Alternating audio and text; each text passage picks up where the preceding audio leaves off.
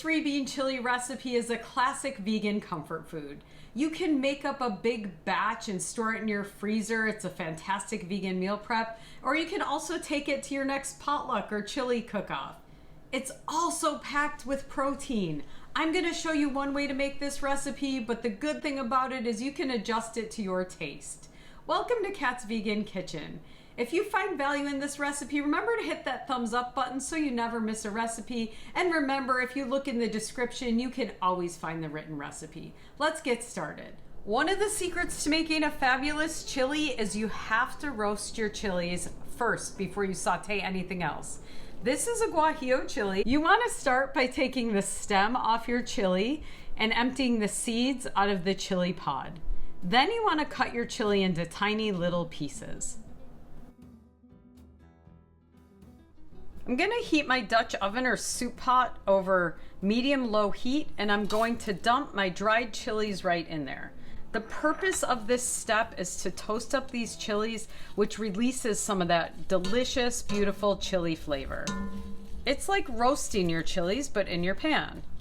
The trick is to toast your chilies for about a minute or two until you smell a delicious roasted chili flavor. Now I'm gonna go around the pan just once with a little bit of avocado oil. Toss my chilies in that. That'll help get the chili flavor into the oil. I'm gonna add in 1 yellow onion, diced up, and 3 bell peppers. Use a variety of colors. I love to use red, yellow, and green, but my store only had green and red today. Add in 3 cloves of chopped garlic. Mix up your veggies and let them saute for about 5 minutes till they get soft and fragrant. I use 3 different kinds of beans in this recipe. I use black beans, pinto beans, and garbanzo beans. You can customize it and add any kind of beans you want. I also love to add in kidney beans. The garbanzo beans are a great source of calcium and iron in this recipe. Make sure to rinse your beans really well. My veggies have been sauteing for about 5 minutes. They're fragrant and tender, and it's time to add in the rest of our ingredients. A can of black beans, a can of pinto beans, a can of garbanzo beans. Give that a nice stir. Look at all those beautiful colors. Remember, you're supposed to eat the rainbow. Every bean and every vegetable that's a different color has different nutrients. This dish is loaded with fiber and nutrients. Add in 2 14-ounce cans of diced tomatoes. I really like to use fire roasted diced tomatoes. You're gonna add in 4 cups of a really high quality vegan beef broth.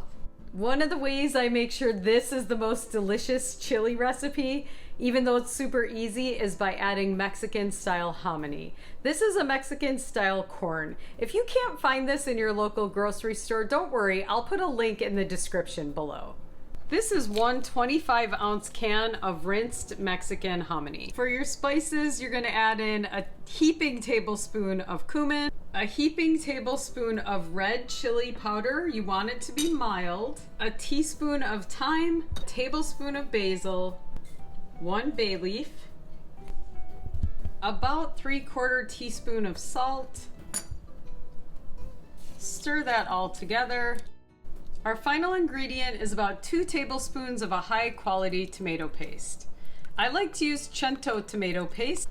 Give your chili a stir, put it on medium heat, and let it simmer for about 25 minutes. The best way to eat your chili is to sop it up with some cornbread.